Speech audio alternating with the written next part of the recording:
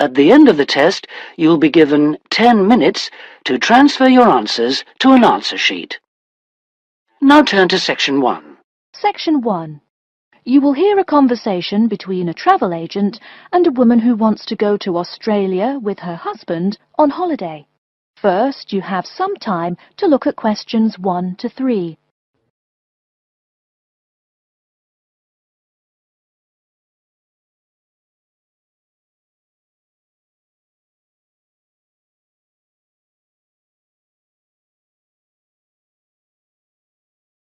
You will see that there is an example which has been done for you.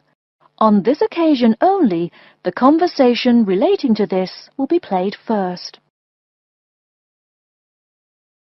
Good morning. I've been looking at your holidays to Australia in your brochure.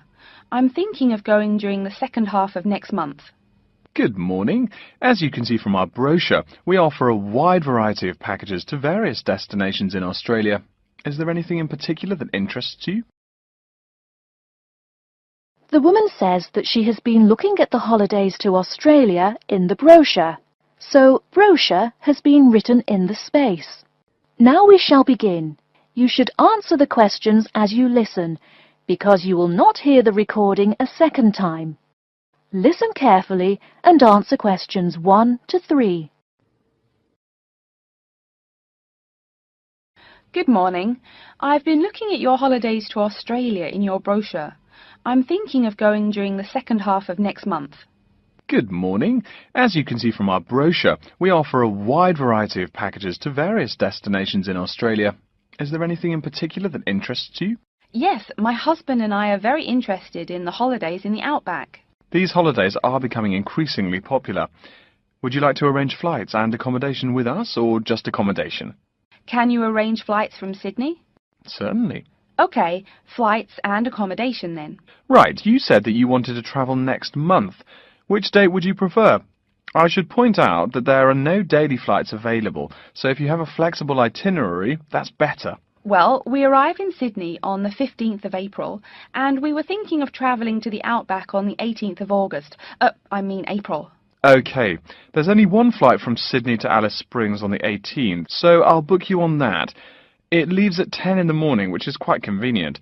Shall I book 2 seats for you? Yes, please. As for your stay in the outback, you can see from the brochure that we offer 3 packages: budget, standard and luxury. The budget package is about $500 Australian dollars, the standard package is about $700 and the luxury one is approximately $1,000, though it does depend on exactly what you would like regarding extras. Which one would you prefer? Well, we can't decide between the budget and standard options. Well, actually, just looking at my computer here, on the date that you want to fly into Alice Springs, there is no standard accommodation available. It's fully booked, I'm afraid. That's okay. We think that the cheapest one should be fine for us. We don't mind roughing it for a few days, and we don't expect to be spending much time at our accommodations. We prefer the outdoors. Right, let's look at the room options. Before you hear the rest of the conversation, you have some time to look at questions 4 to 10.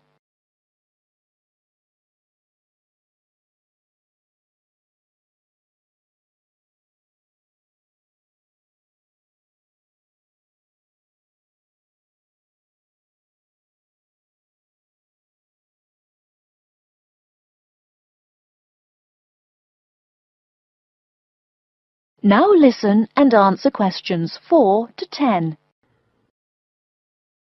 First of all, would you prefer a non-smoking room?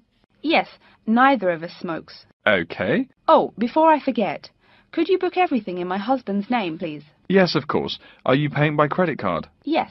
In that case, I'll need your husband's name exactly as it appears on the card. Of course, it's John A. Smythe. That's Smythe with a Y. John, middle initial A, surname Smythe, S-M-Y-T-H. Is that correct? Correct. Thank you. I'll just check the price. The room will cost $100 a night plus $10 tax, so $110 per night in total. Is that okay? Yes, that's fine. Book us for 3 nights, please. Most of the guests like to participate in some special activities and trips while they are staying in the outback. Is there anything that interests you and your husband?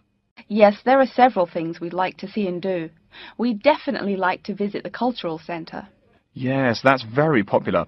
It's within walking distance of the accommodation and it's free. It's also a great place to pick up souvenirs of your trip. We were thinking about visiting one of the nearby farms. There are 2 farms nearby, a sheep farm and a kangaroo farm. There is also an opportunity to ride camels in the desert. Have you ridden a camel before? No, but it sounds like fun. Could you give me some more details about the kangaroo farm and the camel ride? Certainly.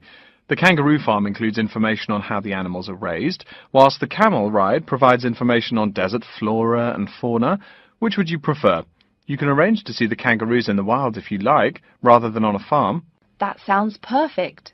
Okay, we'll go on the camel ride and see the kangaroos in their natural habitat. Okay, I'll arrange that for you. I forgot to mention that the journey also includes a stop at a place of Aboriginal artwork. It's a place well known for its stone carvings of animals and mythical creatures. That sounds great. Are the carvings in the desert? Yes. Wonderful. Well, that's perfect then. I'm sure you'll have a lovely trip, but remember that you need to take care in the sun. Yes, we're really looking forward to our trip. We really want to try to experience the dream time under the stars. Of course. That's what a trip to the outback is really all about. Yes.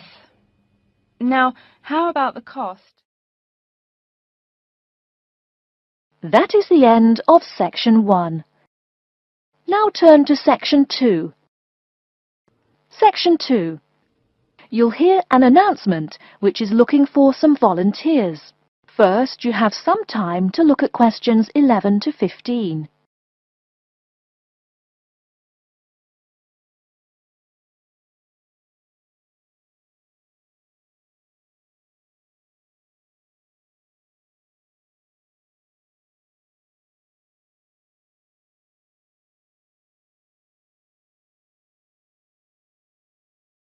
Now, listen carefully and answer questions 11 to 15. Continuing our broadcast of public service announcements, Worldwide Helpers announces upcoming vacancies for a number of volunteer worker positions. All applicants must meet the following requirements.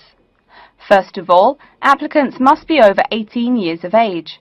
The company apologises, but there can be no exceptions to this rule.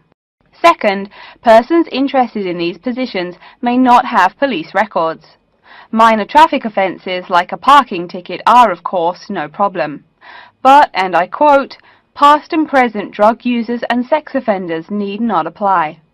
The employer will, of course, check with the police to verify your clean record.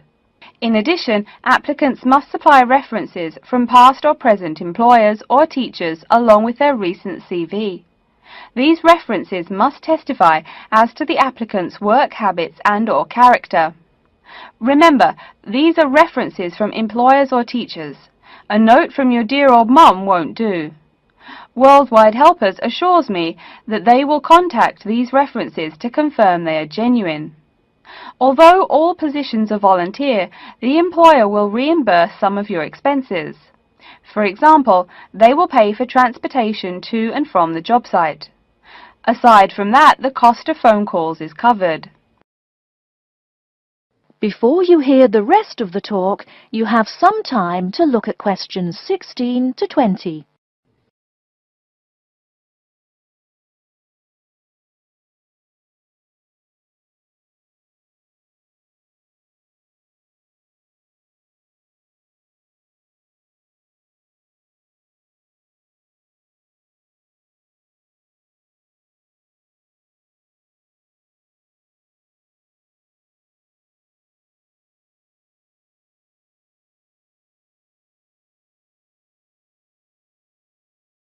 Now listen and answer questions 16 to 20.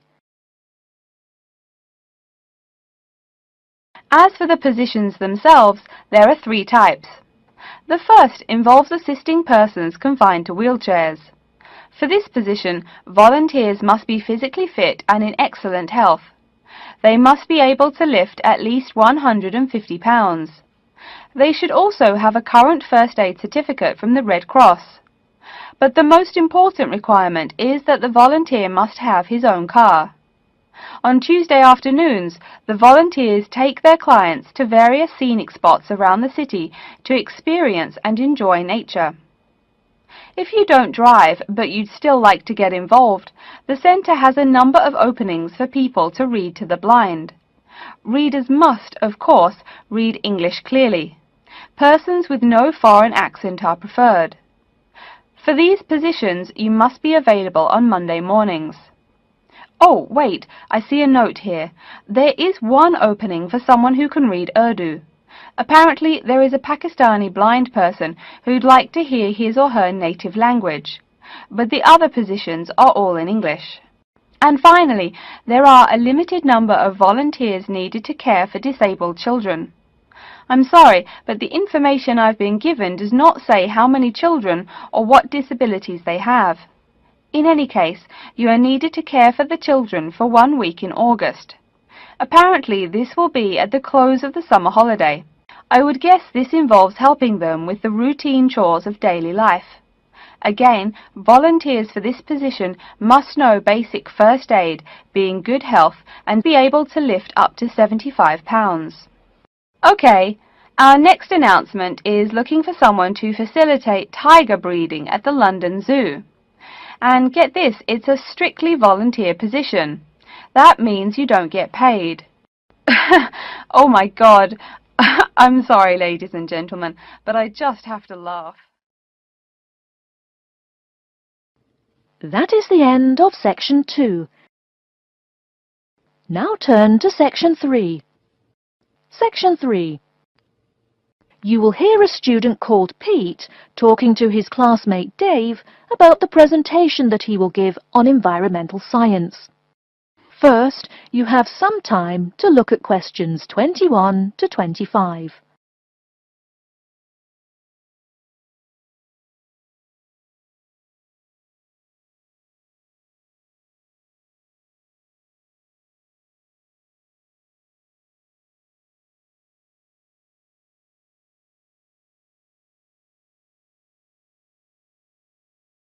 Now listen carefully and answer questions 21 to 25.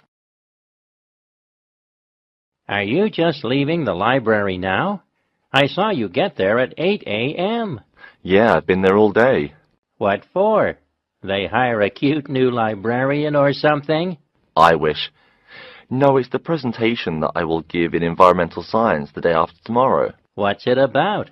I heard you were really excited about the class. And Dr. Schnee also calls you for the arcane questions, as he calls them. It's about environmental damage in the Yucatan. Excuse me, what? Or is that where? The Yucatan. It's a state in southeast Mexico. So what's happening there? Agriculture is having a really adverse impact on the environment. There are too many farmers doing too much farming. It's really destroying the forests and ruining the soil.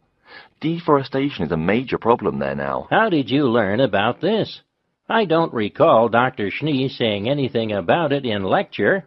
Yes, but my brother went there last month. You know, to look at the old cities like the Maya Indians built. That's what first got me interested. Your brother Tom? No, Dick, Harry's twin. Anyway, he told me how few trees there were now, and how much empty ground that grows almost nothing. He said the place looked more like the desert than jungle in some parts. It brought environmental damage, so I started looking for materials in the library. Here, look at this magazine. What's in it? It's an old issue of National Geographic. It includes interviews with tourists who have been there in the past few years. It's pretty bad. See the photos? I see the photos, but 1 or 2 photos don't prove anything. Then read what the article says.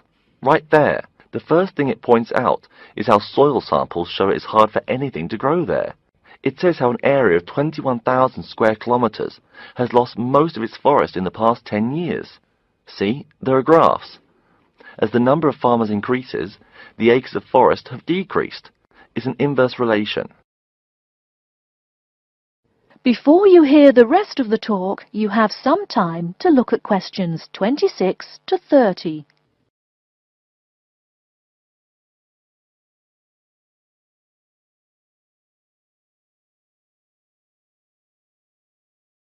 Now listen and answer questions 26 to 30.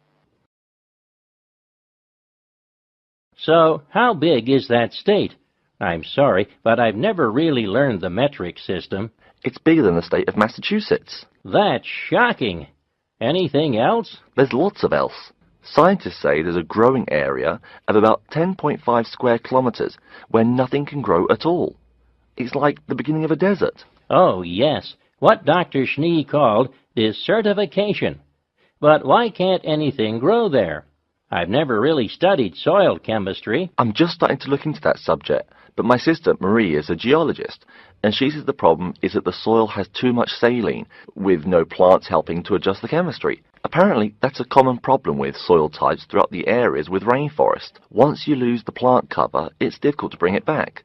Reforestation is almost impossible, even if the land is not being used for other purposes. Wait a minute. What is saline? Saline is salt dissolved in water. Scientists who have gone there have taken measurements. They do this by gathering a sample of the soil and running a simple test that shows the ionization of the solution. The geology department in our own university has reviewed the soil at the site too. They're right. It looks pretty bad. The level of salinity is going up, but the plants that would solve that problem can't be planted in soil like that.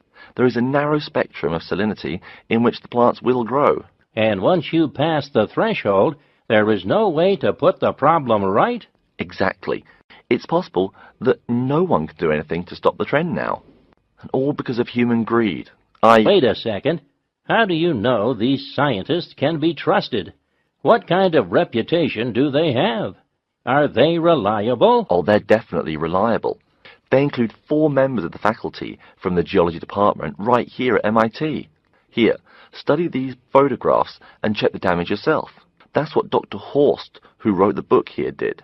He's newly appointed, but Dr. Schnee said that he's brilliant. So, where are you going now? I'm headed over to the geography department to borrow a map for my presentation. You know, this whole problem could have been avoided. The farmers there in the Yucatan. Pete. What? Go take a break. Leave some studying for the rest of us. That is the end of Section 3. Now turn to Section 4. Section 4. You will hear a lecture's introduction to Insect Biology 101. First, you have some time to look at questions 31 to 40.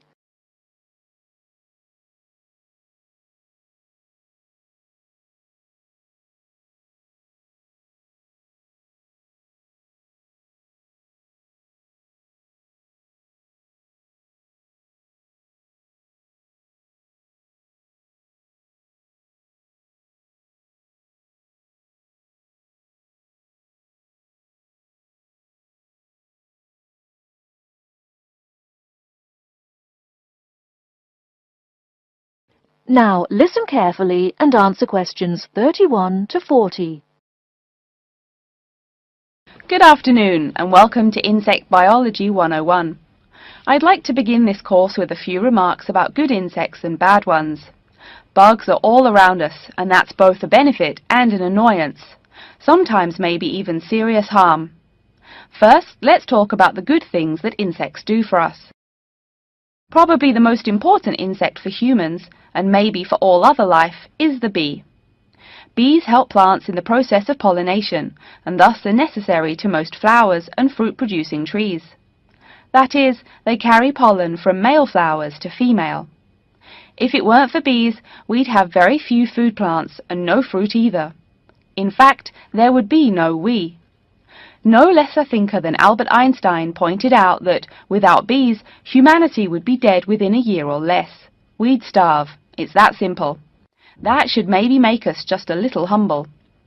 A little less dramatic is the fact that bees also make the honey we eat. Moreover, they produce beeswax, which is useful in candles and is also used as a first-rate furniture polish. Sure, these may not be vital to our lives, but they can serve as reminders of how important bees are. That's a point I keep coming back to in this course. Though, in all fairness, I should point out that butterflies aid in pollination as well as bees. Now, here in Michigan, what's the worst part of summer? Yep, that's right, mosquitoes. But I'm talking about helpful insects, right? So let's look at the dragonfly first. If there were no dragonflies, there would be even more mosquitoes. Dragonflies mainly eat mosquitoes and also a few other insects. Yes, that's right. They don't just fly around, and they also help to eliminate harmful insects. So the next time you see a dragonfly, don't you dare kill it. Now, let's talk a little about those harmful insects. Take the mosquitoes I just mentioned as an example. Not so many years ago, mosquitoes here in America weren't just annoying, some were even deadly. They carried malaria and yellow fever. My own ancestor, the Confederate General John Bell Hood, lived through the worst battles of Civil War, only to die at age 38 from yellow fever. A pest, not a bullet. Well, besides the mosquitoes, in summer there is also a kind of insect that never seems tired. Right, that is the fly.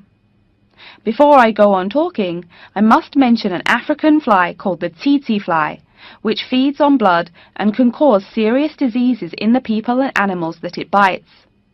Besides, it is still a bearer of sleeping sickness, which affects around 300,000 people every year in Africa, and can be treated only with toxic drugs that are hard to administer. Worse still, the drugs sometimes don't work. Other insects, of course, destroy food crops.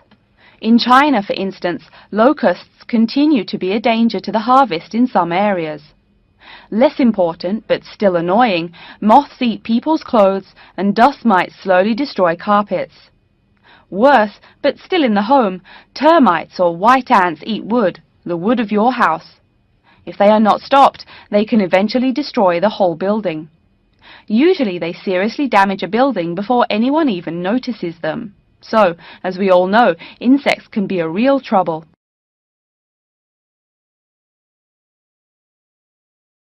So, what to do? You can go ahead and start killing harmful insects. In the early decades after the Communist Revolution in China, Chairman Mao encouraged the people to swat every fly they could see. Slogans on the walls of buildings called them little capitalists. But flies reproduce too quickly for this to be a long-term solution. For some decades in the West, to kill insects with chemicals seemed a good remedy. Unfortunately, chemicals can only be used in a limited area for a limited time. It's a small-scale solution. The insects come back. Worse still, some of the poisons used, like DDT, were found harmful to the environment. Many kinds of wildlife, like hawks, were harmed. And people in chemical-using rural areas have one of the highest rates of liver cancer in the world. It's no secret that chemicals remain harmful to humans. Like all species, insects adapt to their changing environments at an amazing rate. When a new chemical is introduced to their habitat, the insects that survive are generally the ones with some way of resisting the harmful effects. They then breed with the other survivors, and just like that, insects become resistant to most poison in a few generations. An insect generation, remember, is a couple of months at most. So again, we have to ask, what to do? Well, there are biological solutions. Some of these are pretty simple. One is destroying the insect's habitat. You take away their home or food. Cleaning your kitchen is the best way to prevent roaches. No garbage, no food. Getting rid of marshes and swamps eliminates mosquitoes. Other solutions might include bringing in dragonflies or bats in areas where mosquitoes are many. This is a cheaper alternative to chemicals. Biological methods like this also bring no extra pollution to the environment. But you have to be careful. If you change the environment too much, you might be hurting other forms of life accidentally. One recent method of controlling insect populations involves interrupting their breeding cycle. What does that mean? It means birth control for bugs. Insects are provided with food that makes them unable to reproduce. Since they can't have babies, the population disappears, or nearly so.